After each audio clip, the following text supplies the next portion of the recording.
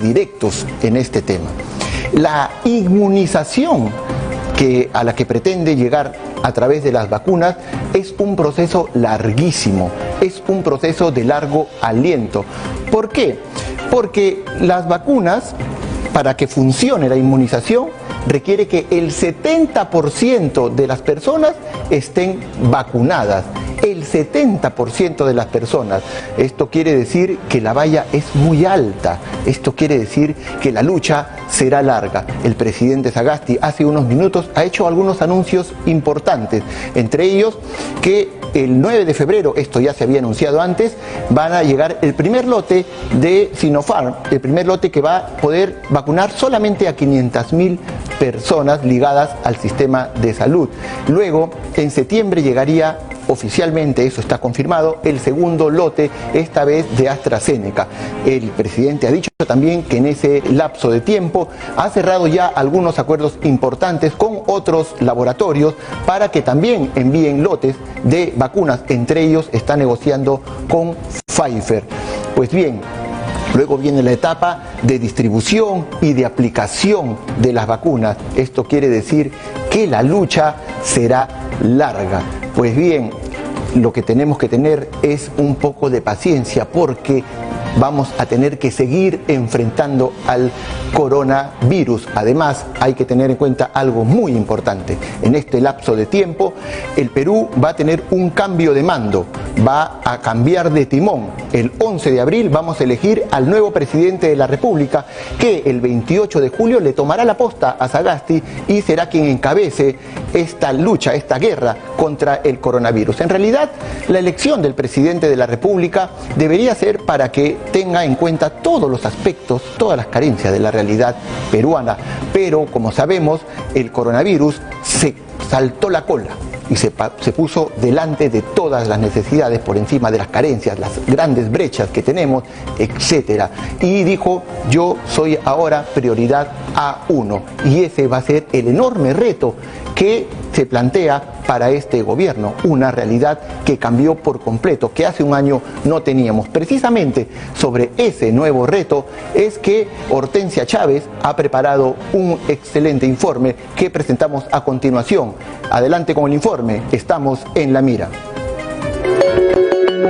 Los casos de coronavirus siguen en aumento ante la segunda ola de la COVID-19. Las faltas de camas UCI, las largas colas por oxígeno y la espera de las vacunas para los 38 millones de ciudadanos tienen en vilo al Perú, devastado por la crisis sanitaria.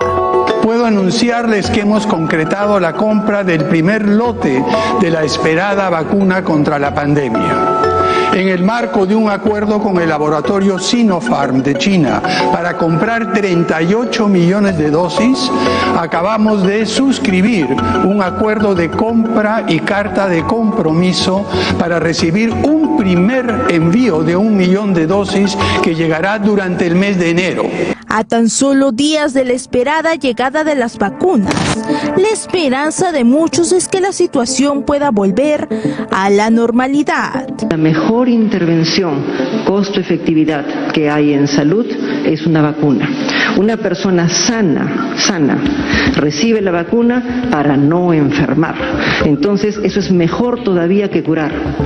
Es una forma de hacer prevención y promoción de la salud. Con las celebraciones de fiestas navideñas, los casos de coronavirus se fueron viniendo en aumento conforme fueron pasando los días. La situación se ha ido de control y nuevamente no hay camas UCI. Que yo tengo que conseguir una cama UCI. Eso es lo que dice la ministra, lo que dice el presidente es mentira. No hay cama UCI. Me he buscado ayer en las clínicas. No hay en las clínicas, no hay en ningún hospital, ni siquiera en el CIS, ni siquiera en nada. No hay. Si tú dices, ministra, que hay una cama UCI, entonces dime dónde llevo a mi padre. Dime dónde llevo a mi padre. Los gritos y las lágrimas de esta mujer que la lucha por una cama UCI. Como ella, muchos ciudadanos se encuentran desesperados y claman por ayuda del Estado. Además de la escasez de camas UCI, También se observan nuevamente largas colas para obtener oxígeno. Las personas incluso pernoctan en las calles sin importarles el toque de queda. Todo vale con tal de conseguir el elemento vital. Massetti también se pronunció sobre esta situación y criticó a quienes se aprovechan de la necesidad. El aprovecharse para subir los precios es verdaderamente un crimen. Y eso significa que todos tenemos que estar alerta en esta segunda ola. Además de esta situación deplorable, nos chocamos con un gobierno que no supo comunicar bien las medidas de restricción para frenar el avance del virus en esta segunda ola. Discursos en los que hasta los mismos ministros se quedaban dormidos.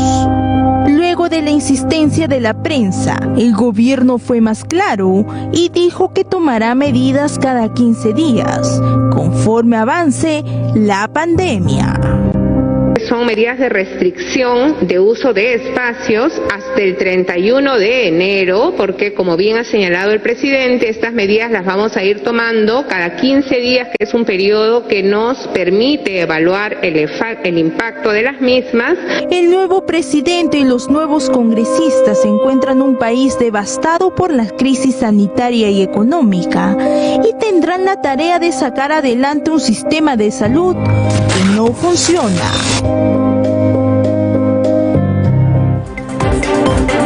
Excelente informe de Hortensia Chávez, que nos plantea una realidad inesperada. No teníamos hasta hace un año esta problemática y ahora la tenemos. Precisamente las medidas restrictivas que se han iniciado a partir de hoy van en esa línea, apuntan a detenerlo. Pero también es cierto lo que ha dicho hoy día el presidente Sagasti, que no es la primera vez que ocurre estas medidas de restricción. Recordemos que cuando llegó el coronavirus al Perú el año pasado, en marzo, el presidente era el entonces presidente Vizcarra.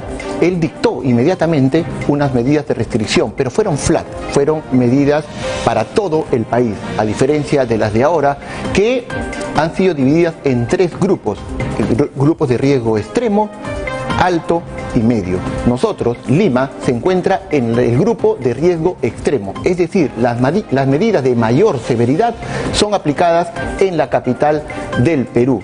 Sin embargo, hay que decir también que estas medidas han sido matizadas, no tienen la misma rigurosidad que las dictadas por Vizcarra, y eso tal vez se debe a que muchos sectores han resistido a las mismas. O también hay que tener en cuenta que las medidas que dictó Vizcarra el año pasado no tuvieron resultados positivos, sobre todo en cifras. El Perú se colocó entre los peores países del mundo en el manejo de la pandemia, mayor cantidad de muertos a nivel mundial por millones de habitantes, quiebre de empresas, el desarrollo económico se fue abajo, entre otras múltiples problemas que trajo esas medidas. Ahora la cosa ha cambiado y justamente sobre ellas vamos a hablar con el general Roberto Quiabra. El general Roberto Quiabra es un ex ministro de Defensa, además es militar en retiro, postula también al Congreso de la República y se encuentra con nosotros para comentar de este tema. General, muy buenos días, está usted en la mira. ¿Qué tal? ¿Cómo está? Buenos días, un gusto conversar con usted. General, sus primeras impresiones, sus primeras opiniones respecto tanto de las restricciones como de los anuncios que ha realizado el día de hoy el presidente Francisco Sagasti. Lamentablemente nuestro país es un país informal desde la cabeza hasta abajo. Preguntémonos nosotros, si usted lo acaba de señalar, qué cosa aprendimos de la cuarentena total que se hizo a inicios del año pasado. En primer lugar, perdimos 3 meses. Enero, febrero y marzo vimos nosotros cómo el virus de China invadía Europa, veíamos el mal manejo en Italia y en España, la interferencia en el Reino Unido que fue copiada por Brasil y Estados Unidos y el buen manejo de Alemania. Nosotros hicimos una cuarentena total que fue un fracaso, se hablaba del levantamiento fáctico de esa cuarentena. ¿Por qué? Porque no se tomó en cuenta que el 70% de nuestra gente es informal y que vive del día a día. Entonces, si usted hubiera aprovechado el toque de queda para entregarle casa por casa cada 15 días una canasta de víveres, esa gente se quedaba con la tranquilidad que tenía que comer. Usted les entregaba y era efectivo de entregarles un bono, esa gente no necesitaba tener problemas de trabajo. Entonces usted hacía lo siguiente: le daba usted la tranquilidad a los ciudadanos de que se queden en casa porque tienen ustedes su bono, porque no trabajas, yo te doy el bono, y porque te apoyo en tu alimentación. Y si además usted aprovecha ese momento... Perdimos la comunicación con el general Roberto Quiabra. Bueno, entre que llegue, que se retome las conversaciones, vamos a ver si tenemos una conexión nuevamente con él. Te habría que comentar además que efectivamente, como él nos venía diciendo, el año pasado, en marzo, cuando llega el virus al Perú, la reacción inmediata del presidente Vizcarra fue dictar cuarentena estricta. En un inicio, esa cuarentena fue acatada a rajatabla. La población no salió de sus casas, la población realmente estuvo en confinamiento. El tema fue que las medidas de confinamiento fueron extendiéndose y extendiéndose y extendiéndose progresivamente. Eso obviamente generó ya una situación de desesperación en la población, desesperación que, como bien dice el general Quiabra, tiene que ver mucho con la informalidad. El 77% de nuestra población es informal. Entonces, si no tienes para comer en el día, si tienes que salir a las calles a buscarte el sustento diario, es difícil acatar medidas tan rigurosas. No podíamos haber llegado a la situación, o no debimos haber llegado a la situación de tener que escoger entre salud y economía, entre hambre y enfermedad. Creo que ya hemos retomado la conversación con el general Quiabra. General, disculpe usted, sí, nos seguía diciendo. Continúo, entonces, vemos nosotros que a fines del año pasado ya se hablaba en Europa de la segunda ola, se hablaba de una variante. Y sin embargo, en nuestro país, al revés, se comenzó a desmantelar todo. Se desmontaron los hospitales de campaña, se redujo la cantidad de test moleculares y el trasteo y el rastreo de la gente, y se eliminó el plan Taita, que era ese apoyo alimentario con las patrullas del ejército a todas las familias que estaban aisladas.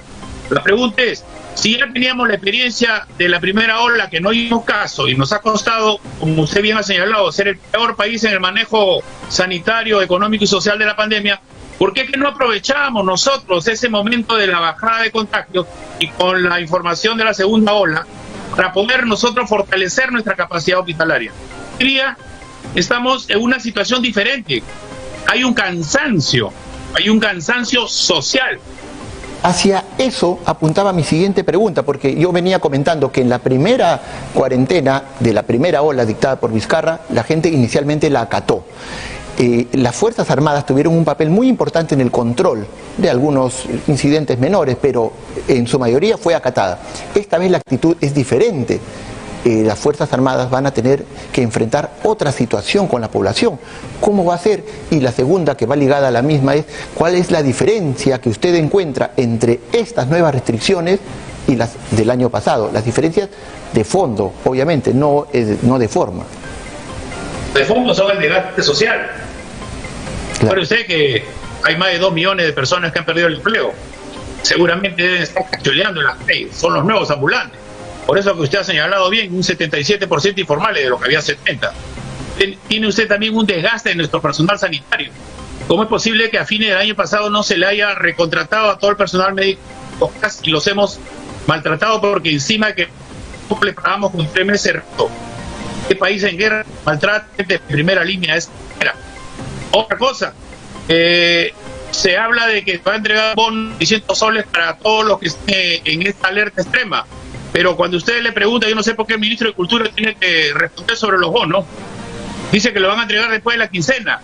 Yo no entiendo, si usted ha tenido 15 días y necesita la plata, ¿cómo es que usted le va a entregar el bono después? O sea, no hemos aprendido todavía a entregar un bono. ¿Cómo es que usted hace un planeamiento estratégico? ¿Cómo usted aplica una disposición como la que está aplicando y todavía no puede entregar un bono, no tiene la data? Entonces, si usted no entrega los bonos y si usted no apoya a los comedores populares ni a las ollas comunes, porque dice que las ollas comunes no tienen presupuesto, entonces, ¿cómo soluciona usted el problema de alimentación en la gente que tiene que ganársela día a día? Lo que provoca entonces que la gente incumpla un protocolo. Esto deberíamos de cumplir, porque sabemos que esta segunda ola es mucho más agresiva. No solamente contagia más, sino que es más letal y está actuando también con los jóvenes. Pero no le da a usted las herramientas.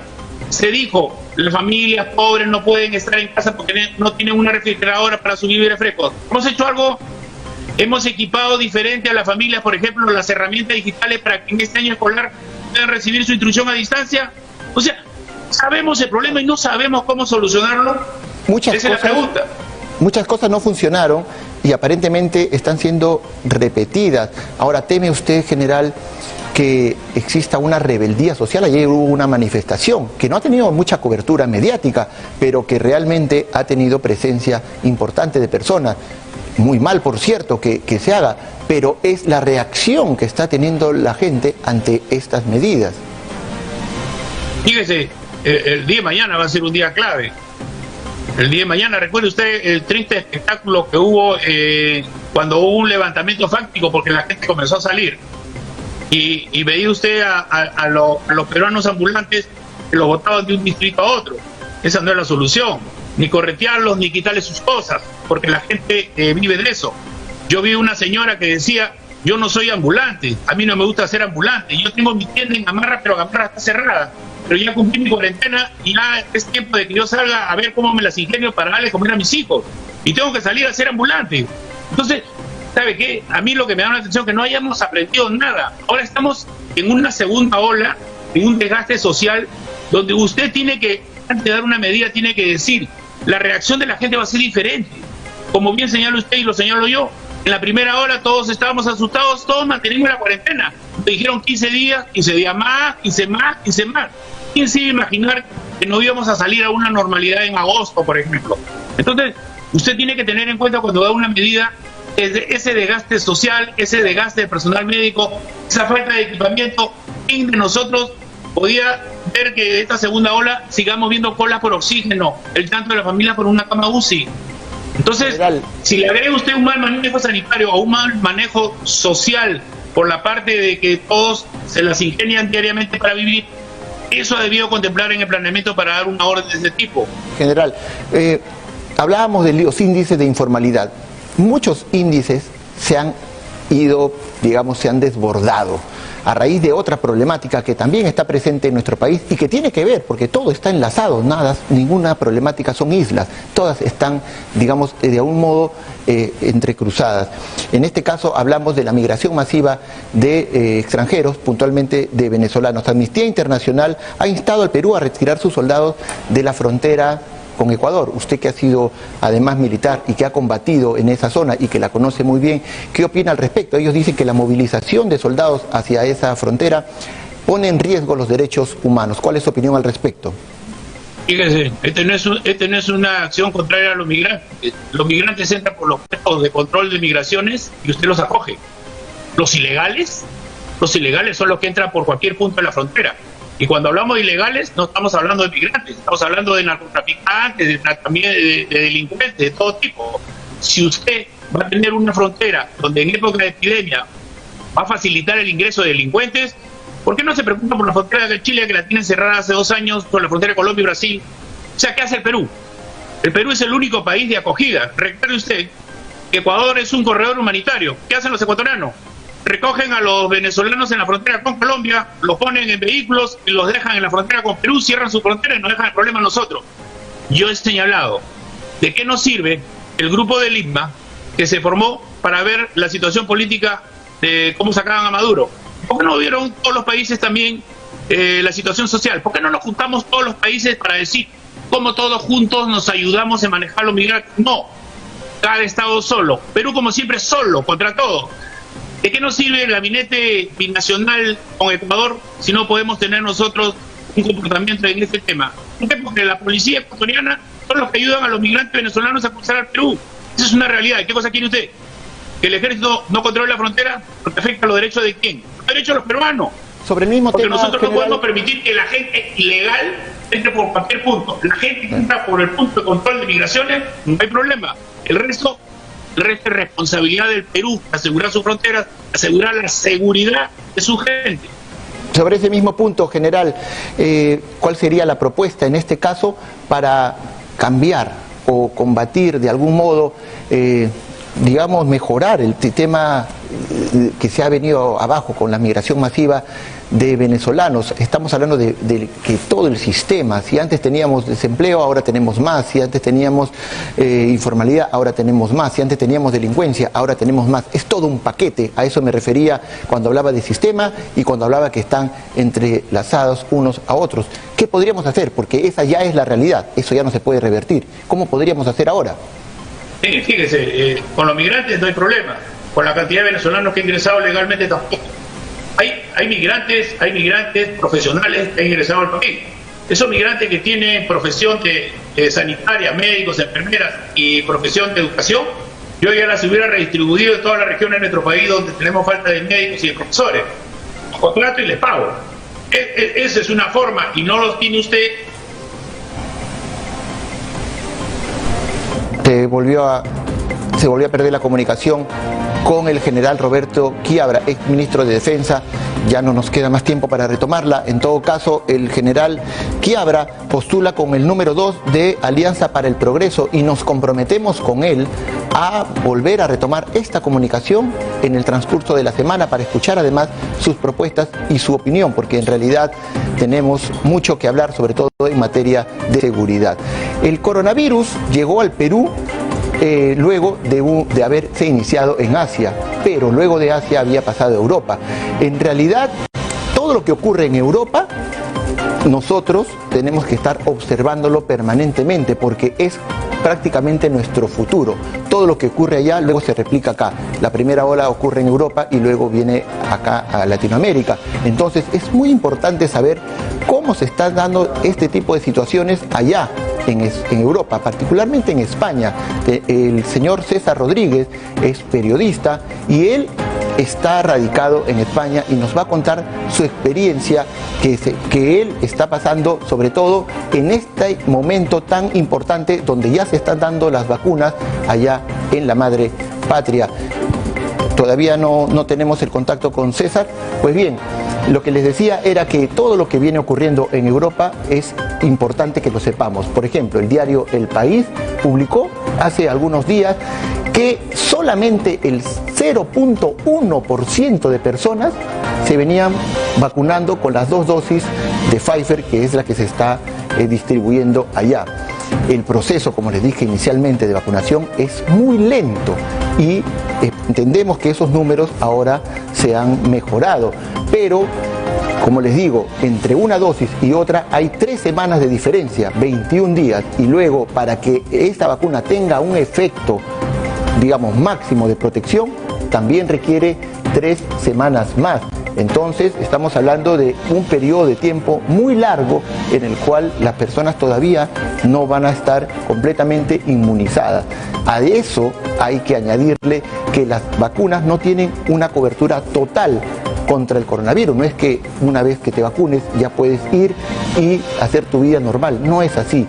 Es un porcentaje de eficacia que tienen contra el virus y que, bueno, tendría que continuar siguiéndose con todos los protocolos de bioseguridad. Me avisan que ya está con nosotros el señor César Rodríguez, todavía no se conecta. En todo caso, vamos a una brevísima pausa y regresamos con el programa. Regresamos con un enlace en vivo desde España, donde nos contará el señor Rodríguez toda la situación que se vive allá. Además, un informe completo sobre la candidata Keiko Fujimori, la renovada candidata Keiko Fujimori, y una entrevista con el candidato presidencial Rafael Santi.